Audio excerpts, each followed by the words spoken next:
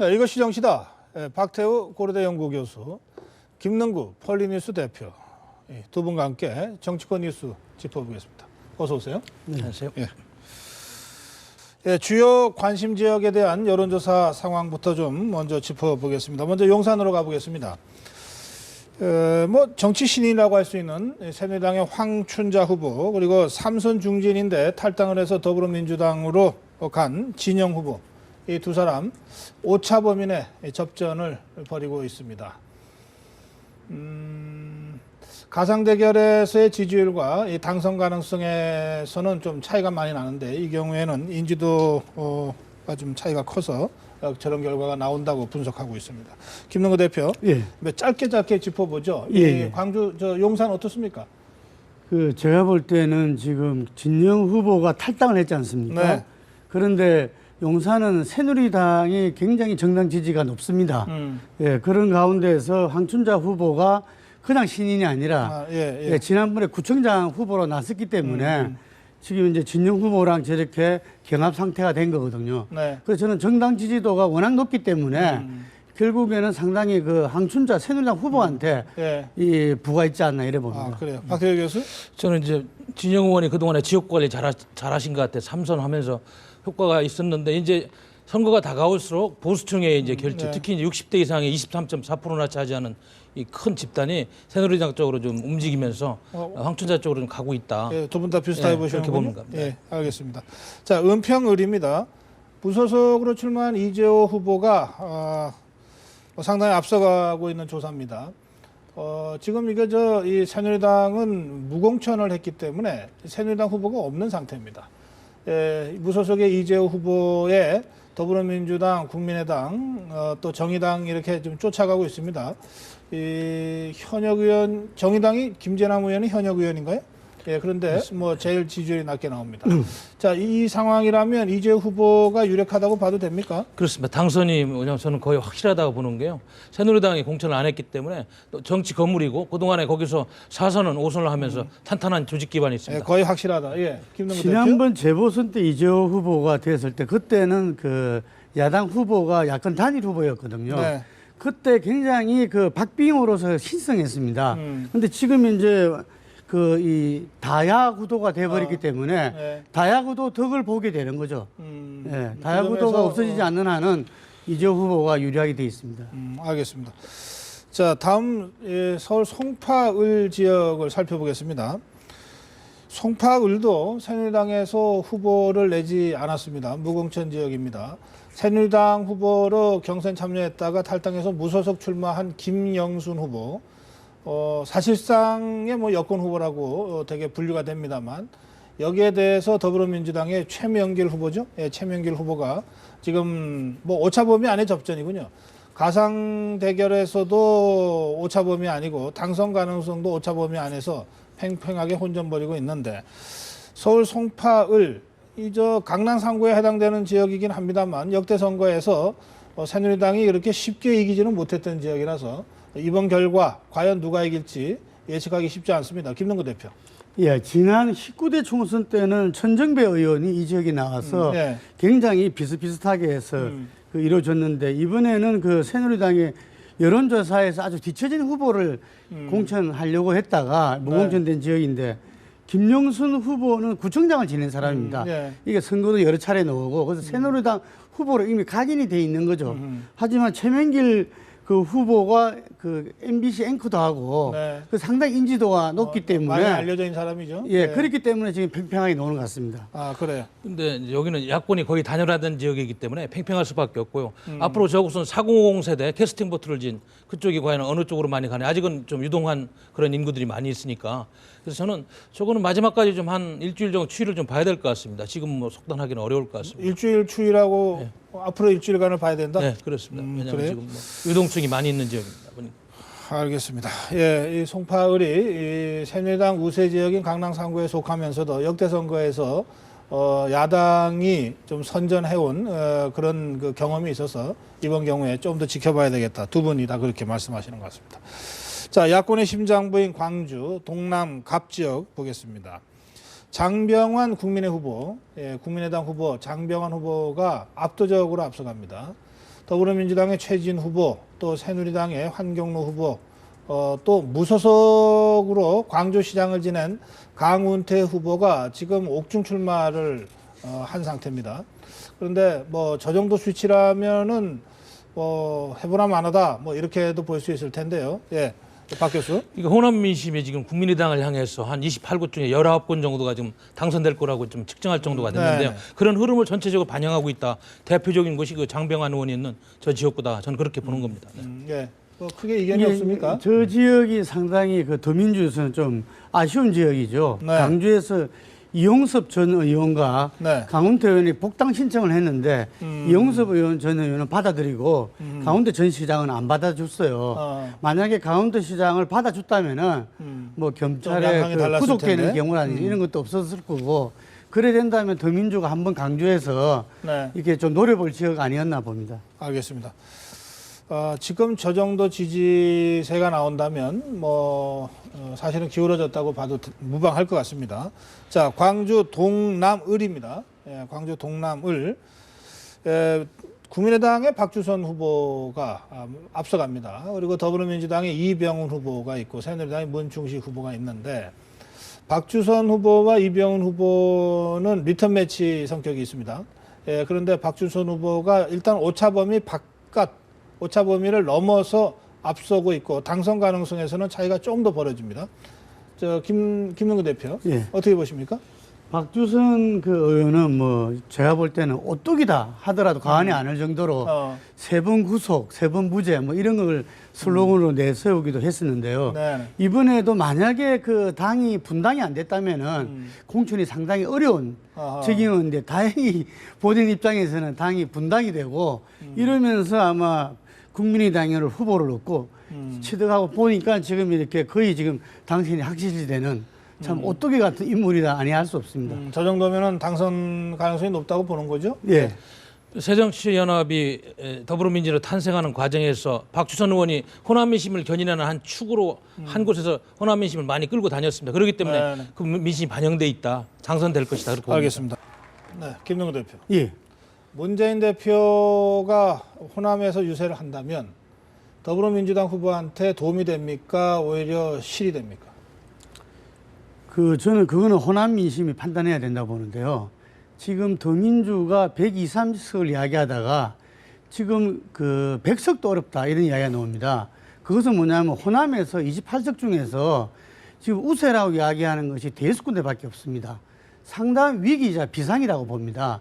이 선거 결과가 어떻게 되더라도 호남에서 더민주가 국민의당에 압도당해버린다면은 그 이후에 전국의 재편이라든지 대선이 굉장히 깝깝하게 되는 거예요. 저는 이때 문재인 대표가 전국의 대선 후보 지지율 1위 아닙니까? 그리고 강주에서도 1위로 나오고 있습니다. 그래서 저는 정면 돌파를 해야 된다. 잘못이 있으면은 정말 석고대죄를 해서 이런 잘못을 저질렀다. 그럼 제1야당에 한번 힘을 줘서 정권 개최에 한번 앞장서 나가겠다. 알겠습니다. 이렇게 생각합니다. 그런데 광주에 지금 더불어민주당 8명 후보가 오지 말라는 거 아닙니까? 광주 북갑의 정준호 후보는 대통령 불출마 선언까지 해야 된다고 그러고 오늘도 임택 광주시의원이 원치 않는데 와서 방해놓으면 안 된다. 이런 강력한 반 문재인 정서가 있는데 저는 가서 도움이 안 된다고 보고요. 설사 가더라도 원하는 성과가 없을 것이다. 물론 대통령 꿈을 갖고 호남 민심을 격리시켜서 본인이 꿈이 이루어지지 않겠지만 그래도 이건 아주 신중해야 된다. 모든 사람이 원치 않습니다. 그런데 왜 가려고 그럽니까? 그거는 개인적인 욕심이죠. 제가 보면요. 지금 호남에 광주의 더불어민주당의 공천을 받아서 출마한 후보들이 문재인 전 대표의 지원 유세를 요청한 사람이 한 명도 없는 것은 사실이죠. 그러니까 지금 원하지 않는다는 거예요. 후보들이 원하지 않는데 문재인 대표가 강행을 한다면 그럼 어떻게 되는 겁니까? 후보와는 별도로 문재인 대표가 그냥 다니면서 그 더불어민주당 후보를 표를 찍어주세요. 이렇게 유세하고 다녀야 되는 거 아닙니까? 지금 이야기대로 만약에 강주에 후보들이나 여러 가지 김종인 대표가 이야기하시는 것처럼 그래서 오지 마라. 네. 그래서 안 간다면은 저는 더민주는 이제 끝이다. 제1야당으로서는. 제1야당의 성지인 강주를 못 내려가는데 제1위 대권 주자가 그래서 제가 볼 때는 문재인 전 대표가 지난번에 비례대표 파동을 정리할 때도 보면은 정치력이 굉장히 일치월장했다. 그래서 이 문제도 본인이 어쨌든 해결을 해야 된다고 봅니다. 예, 어떤 식으로 알겠는데 예. 후보가 원하지 않는데 지원 유세를 하러 내려가면 어떻게 하는 겁니까? 그 그림이 잘 안 그려져서 그래요. 후보들하고 같이 안 다니고 따로 다닙니까? 아니 그러니까 예.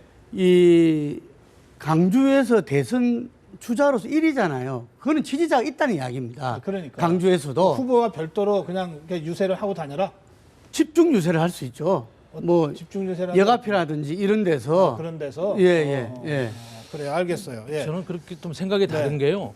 그 광주에서 그 지지율이라는 게 과연 정확하게 뭐 어떻게 환산됐는지 모르겠는데 일단은 가서 계란도 맞고 뭐 물병을 맞고 이런 모습이 분명히 있을 텐데 그것이 이제 본인이 그렇게 해서 뭐 그런 감정이 악감정이 해소될 것인가 그렇지 않다고 보는 거죠. 그리고 문재인 전 대표는 지금 선대위원장도 아니고요.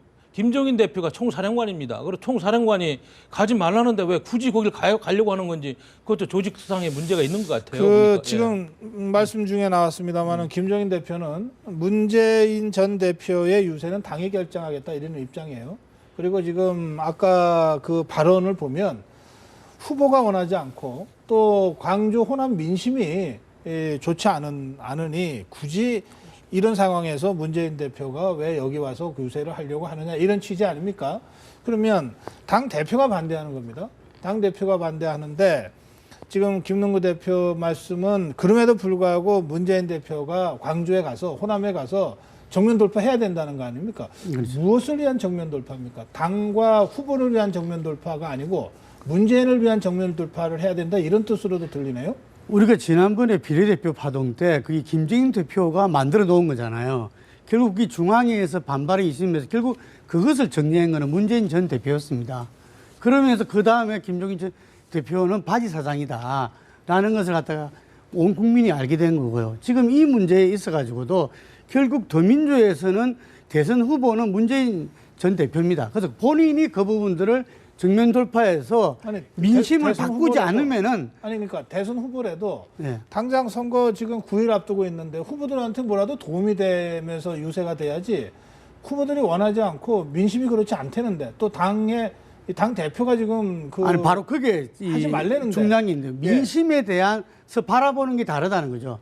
지금 그 민심을 그대로 받아들이면은 강주에서 아마 한석 빼놓고는 전패할 겁니다. 더민주는. 그래요? 예, 거기에 대해서 도전을 해야 되는 거죠. 그런데요, 그거는 정말로 어떻게 보면 문재인 전 대표의 개인적인 정치적인 야심을 실현하는 잘못된 수순이에요. 왜냐하면 현지에서 선거를 하는 현지의 후보들이 원치 않는데 그 이상 좋은 민심이 어디 있어요? 다음을 위해서도 안 가는 게 좋습니다. 알겠어요. 자 그러면 그 정청래 의원이 이렇게 얘기했어요. 그 문재인을 싫어한다는 호남 민심은 3번 성향 사람들이, 그러니까 국민의당 쪽에서 만들어낸 허상이다. 실제로 그렇습니까? 그런 측면도 있다고 그런 봅니다. 측면이 있지만 이게 좀 중요한 겁니까? 분명히 호남 민심에는 문재인 전 대표에 대한 거부감함, 비판 성향이 분명히 있어요. 예. 그게 하루아침에 생긴 게 아니지 않습니까? 그런데 그 부분들 현상을 그대로 받아만 들이서는 안 된다는 거죠. 받아들이라는 뜻이 아니고, 네. 그러니까 지금 말씀대로 호남 민심이 반문재인이라고 하는 것이 있잖아요. 현실이잖아요. 현실이죠. 예. 예. 그리고 또 국민의당 쪽에서 호남은 문재인을 원하지 않는다고 뭐 흘릴 수 있죠. 선거판에 뭔들 못하겠어요. 그런데 주요한 게 어떤 거냐 이거예요. 주요한 게 국민의당이 만든 허상이라는 측면이 주요한 겁니까? 아니면 실제 호남 민심에 반문재인 정서가 있다는 게 주요한 겁니까? 그 진단이 잘못되면 해법도 이상하게 나오지 않겠어요? 이 시점에서 중요한 거는요. 더민주가 지금 내분 양상을 보이고 있다는 거 이게 가장 중요한 겁니다. 이게 가장 전략적인 미스라는 거죠. 이 내분 양상을 보인다는 것으로 해서 이제 어떤 행위를 하더라도 강주 민심을 되돌릴 수 없는 그런 지형까지 가고 있는 겁니다. 원인 제공자가 문재인 전 대표 아니었어요? 그 호남 세력들이 탈당을 하고 그게 얼마 전에 일어난 일이었고 원인을 제공한 분이 문재인 대표가 선거 결과에 책임을 안 지고 친노 패권주의가 호남 민심을 끌어가지 못한 원인 제공자입니다. 아직 지금 두세 달 텀을 주고 지금 오지 말라는데 굳이 가가지고 분란을 일으킬 이유는 없다. 김종인 선대위원장의 전략이 맞다. 저는 그렇게 보는 거죠. 그래요. 이 참 쉽지 않은 문제네요. 예, 알겠습니다. 이 문제는 더불어민주당이 어쨌든 시간 너무 끌지 않고 또 너무 이것이 그 소모적인 분란으로 확대되지 않고 어떤 형태로든 빨리 결론을 내려야 될 문제 같습니다. 예. 좀 뭐 지켜봐야 되겠습니다. 자, 그리고 또 하나가 이제 야권연대 문제인데요. 정장선 선거기획단장이 더 이상 야권연대 얘기하지 않겠다 그랬습니다. 이것은 당대당 연대는 물론이고 후보 간 단일화 문제에 대해서도 당이 직접 나서서 뭐 하지 않겠다 이런 뜻으로 일단 해석이 됩니다. 그렇게 봐도 됩니까? 그렇습니다. 명분도 없고요. 시기도 다 놓쳤습니다. 투표 인쇄가 들어가고 있고. 네. 제가 보기에는 그리고 야권 연대를 해가지고 표가 반드시 더불어민주당에 온다는 보장도 없어요. 지금쯤에는. 지금 흐름이 그렇지 않습니다. 호남 민심은 이미 상당 부분 국민의당으로 이동하고 있고 이 상황에서 제가 보기에는 표를 통해 가지고 호소를 내야지 정책이나 다른 걸 통해 가지고 자꾸 야권 연대 얘기해가지고 더불어민주당이 얻을 명분이 적습니다. 그래서 저는 포기해야 된다고 보는 거죠. 어떻게 보세요? 예, 지금 이 여러 여론조사에도 드러나지만 정당 심판론이 야당 심판론보다 훨씬 우위에 있습니다. 그러면 정당 심판론이 뭐죠? 지금 정권을 심판해야 된다. 정권 심판론. 예. 그래서 이 부분들이 이제 제1야당으로서 그 부분에 기치하에서 실질적인 유권자에서 단일화를 해야 되지 않겠냐. 사건 방지, 사표 방지 심리라든지 될 사람을 밀어주자. 지금 이미 국면은 그 국면을 지나갔거든요.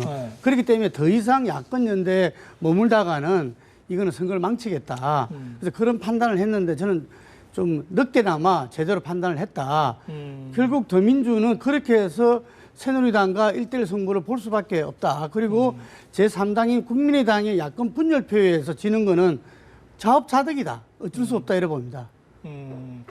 국민의당이 야권표를 일부 잠식해서 더불어민주당이 지는 것은 자업자득이니까 어쩔 수 없다 받아들여야 된다 이런 말씀이신 거죠? 야권 분열의 결과니까. 뭐 어쩔 수 없다. 그리고 그 책임은 뭐 국민의당도 있지만 더불어민주당도 있기 때문에 이것은 받아들여야 된다 이런 말씀이고 오히려 그래서 야권연대에 연연할 게 아니라 새누리당과 박근혜 정부 심판론에 무게중심을 두고 집권부터라도 열심히 해야 된다 이 말씀이시군요. 예. 알겠습니다. 예.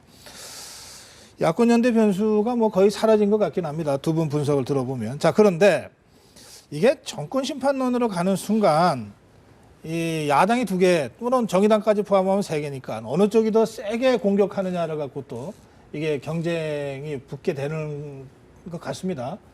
이제 그 과정에서 전 나왔다고 보는데, 국민의당의 권은희 후보가 이 포스터를 박근혜 저격수 뭐 이거 뭐 진짜 무슨 태양의 후예요?